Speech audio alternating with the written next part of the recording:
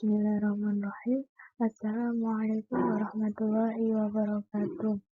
Kami dari kelompok 7 kelas PIA ingin mempresentasikan materi kami yang berjudul Implementasi Teori Cognitive Discovery Learning CS Buner dalam pembelajaran PAI dengan anggota yang pertama saya sendiri Afidholia Zahra, yang kedua Aminatus Solihah, yang ketiga Andrian Dwi Nur Cahyo.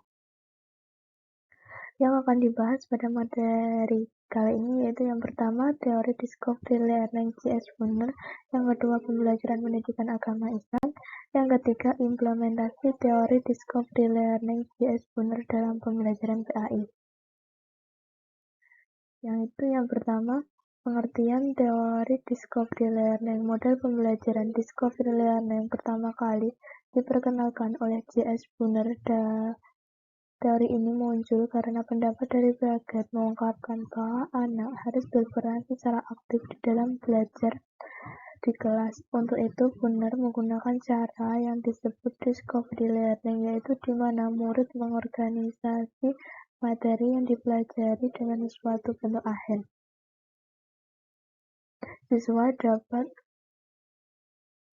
Siswa tidak diberikan konsep dengan bentuk akhiran, tetapi peserta didik mengikuti setiap konsep yang dibahas dalam penemuan itu. Peserta didik untuk menemukan konsep itu dari informasi data yang mereka dapatkan untuk menyelesaikan konsep tersebut. Penemuan konsep dalam pembelajaran yang lebih dalam dapat disimpan lebih lama agar mudah diingat dan dipahami oleh peserta didik. Proses penemuan konsep dengan sendiri yang mereka pelajari dan dikembangkan dapat memberikan motivasi kepada peserta didik untuk meningkatkan semangat belajar yang semakin tinggi. Belajar menurut CS Buner yaitu belajar merupakan kegiatan atau aktivitas melalui proses yang di dalamnya terdapat perubahan-perubahan yang bertahap. Perubahan-perubahan itu timbul melalui tahapan satu dengan lainnya. Dengan adanya tahapan, peserta didik akan mencapai tujuan dari pelajaran tersebut. Terdapat 3 tahapan, yaitu tahapan yang pertama, tahapan informasi. Dalam setiap pembelajaran perlu sejumlah informasi tentang materi tersebut. Ada yang menambahkan pengetahuan yang mungkin belum atau memperbaiki dan memperdalam materi informasi yang mereka dapatkan, dan kita murid lainnya akan dapat informasi yang baru. Mungkin juga ada informasi yang bertentangan dengan informasi materi yang kita terima. Itu terjadi karena terdapat banyak sumber tentang materi itu. Yang kedua, tahapan transformasi, yaitu tahapan pembetulan materi, yaitu harus dijabarkan atau dikembangkan, diamati, diubah bentuknya yang lebih kesimpulan atau pokok untuk dapat digunakan untuk hal-hal yang lebih matang. Dan dengan pengubahan materi, murid akan berpikir dan mendalami materi tersebut dengan baik. Yang ketiga, yaitu tahapan evaluasi, yaitu untuk mengetahui sejauh mana pemahaman siswa tentang materi tersebut. Teori discovery learning ini dalam pembelajaran harus melihat perubahan keadaan kondisi murid yang berlangsung selama proses pembelajaran yang disampaikan di kelas.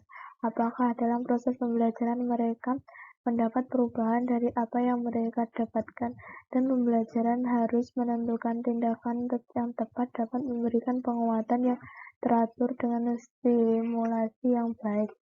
Perubahan ini tidak selalu terwujud dalam perubahan tingkah laku yang dapat dilihat. Anggapan dasar teori kognitif ini adalah setiap orang memiliki pemahaman tentang suatu pengetahuan dan pengalaman dalam dirinya. Pengalaman dan pengetahuan ini tersusun dengan bentuk struktur dan kognitif.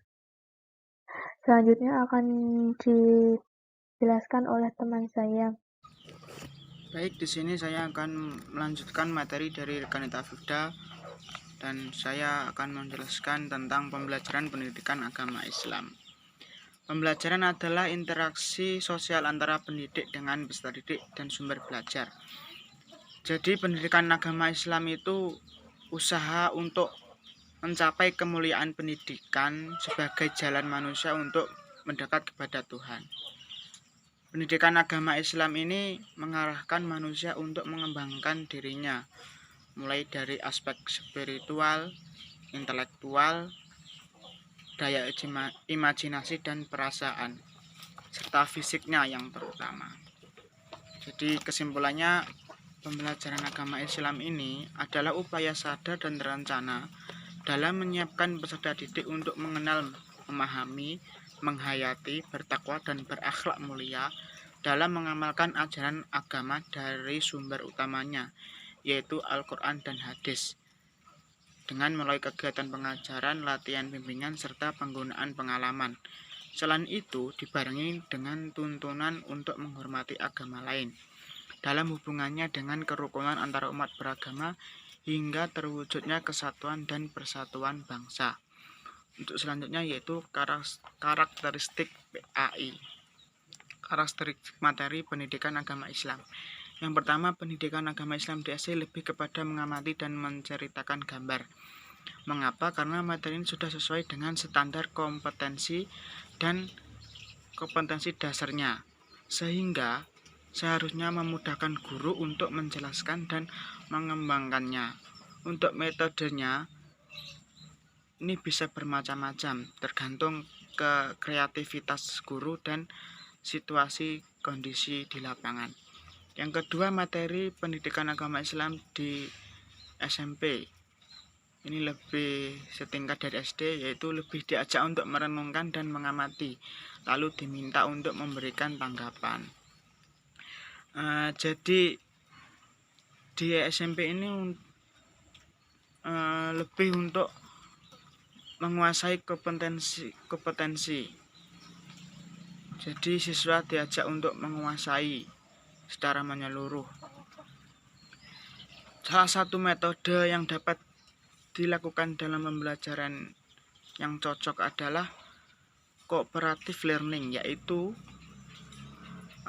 menekankan pada kehadiran teman sebayanya yang melakukan interaksi dengan sesamanya sebagai sebuah tim dalam menyelesaikan tugas. Jadi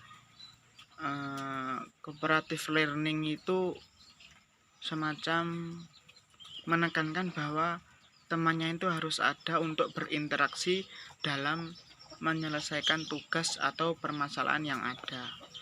Dan yang terakhir adalah materi pendidikan agama Islam pada tingkat SMA. Materi di tingkat SMA ini lebih luas dan mendalam, serta lebih kepada nilai-nilai yang bisa diambil dari tema-tema materi tersebut. Sesuai dengan kurikulum 2013, peserta didik diajak untuk berani mencari sumber belajar lain yang tersedia banyak di sekelilingnya. Oleh karena itu, guru harus berupaya memperkaya dengan berbagai kreasi dalam bentuk kegiatan-kegiatan yang relevan. Mungkin diskusi di luar kelas mungkin bisa dilakukan untuk menunjang pendalaman siswa SMA ini. Model pembelajaran, guru dapat memberi motivasi kepada peserta didik secara kontekstual sesuai manfaat dan aplikasi materi. Baik, mungkin cukup itu yang dapat saya sampaikan. Selanjutnya akan disampaikan oleh rekanita Aminatus Solehah. Sekian dari saya. Baiklah, di sini saya akan melanjutkan dari saudara Andre. Di sini saya akan menjelaskan tentang implementasi teori discovery learning Jerome Montgomery Brunner dalam pembelajaran PAI. Di sini terdapat 3 kegiatan. Yang pertama yaitu kegiatan pendahuluan. Sebelum kegiatan belajar mengajar dimulai, guru memberi pembiasaan kepada peserta didik yaitu dengan mengucapkan salam saat akan masuk kelas. Dengan mengucapkan salam, maka guru juga akan memberikan pembelajaran yaitu untuk selalu memberikan salam ketika bertemu seseorang. Selanjutnya itu Kegiatan tersebut bertujuan agar peserta didik terbiasa untuk mengucapkan salam, yaitu tujuan dari kegiatan mengucapkan salam. Dalam kegiatan belajar mengajar yang tidak kalah penting adalah berdoa kepada Allah. Dengan berdoa, uh, seorang guru memberikan wawasan. Dengan doa tersebut, semoga semua ilmu yang diperoleh pada hari ini itu bisa bermanfaat bagi dirinya maupun orang lain. Selain itu, terdapat kegiatan yang tidak kalah pentingnya, yaitu membaca Al-Quran. Membaca Al-Quran itu kadang di beberapa sekolah itu mulai dilupakan. Dengan membaca Al-Quran secara tidak langsung, guru memberikan suatu tradisi sehingga kita disuruh kelak anak tersebut akan mempunyai kebiasaan untuk membaca Al-Quran, karena Al-Quran adalah sumber pedoman bagi umat Islam. Selanjutnya yaitu dengan cara mengabsen peserta didik dan dilanjutkan dengan kuis. Dengan mengabsen secara tidak langsung, anak-anak akan memperhatikan siapa yang akan dipanggil selanjutnya dan selanjutnya. Setelah absen selesai, seorang guru akan memberikan kuis kepada peserta didik.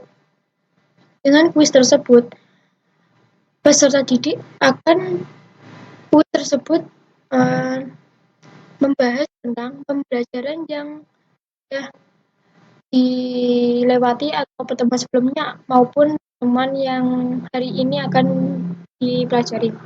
Dengan begitu, didik sebelum pembelajaran dimulai, baik itu malam hari atau setelah subuh, maka peserta didik itu mempunyai kebiasaan akan mempelajari pembelajaran yang sudah dipelajari maupun akan dipelajari, sehingga dalam kegiatan pembelajaran hari ini itu bisa berjalan dengan baik.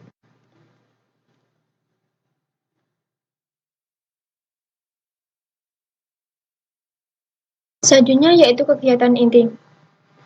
Dalam metode discovery learning, peserta didik harus aktif untuk mengikuti materi pembelajaran saat itu. Caranya yaitu dengan cara bekerja sama dengan kelompok yang sudah ditentukan. Semuanya dalam kelas itu terdapat 10 anak. Itu dibagi menjadi 6 kelompok dan kelompok berisi 6 anak atau 5 anak, tergantung dalam kelas itu terdapat beberapa siswa. Setelah membentuk kelompok, seorang guru akan memberikan arahan kepada siswanya untuk memberi jawaban tentang soal yang diberikan oleh seorang guru. Setiap pemikiran anak-anak pasti mempunyai masing-masing pemikiran. Si A berpemikiran seperti ini, dan si B berpemikiran seperti itu. Sehingga nanti ketua kelompok akan menyimpulkan dari 6 teman tersebut apa inti dari jawabannya. Setelah itu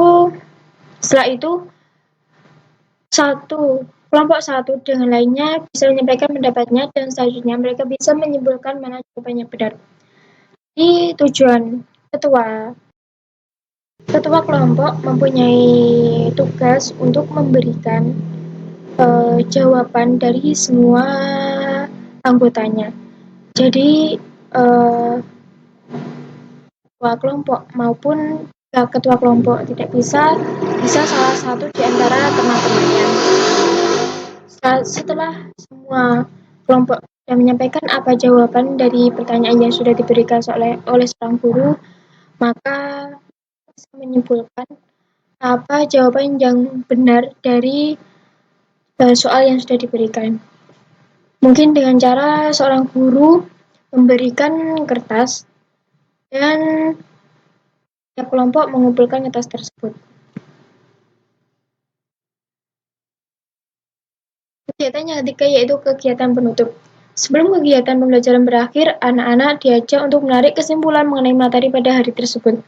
Jadi, dengan mempelajari pembelajaran pada hari itu, anak-anak akan berikan rangsangan untuk kesimpulan pada hari itu. Sehingga orang guru akan mengetahui apakah pembelajaran teori discovery learning itu berhasil atau tidak.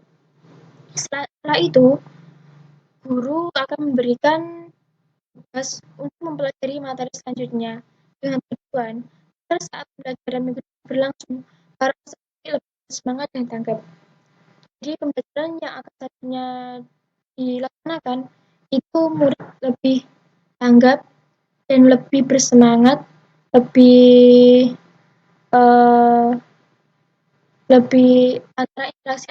interaksi antara guru dan murid itu terlaksana dengan baik. Setelah pembelajaran selesai, guru akan mengajak peserta bersama-sama dengan tujuan semoga pembelajaran pada hari itu bisa bermanfaat dan semoga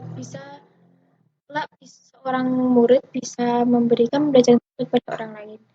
Selanjutnya yaitu dengan mengucapkan salam. Salam tidak kalah penting untuk pembiasaan peserta didik. Sekian dari kelompok kami. Apabila ada kurang dan lebihnya, kami mohon maaf yang sebesar-besarnya. Billahi taufiq wal hidayah. Wassalamualaikum warahmatullahi wabarakatuh.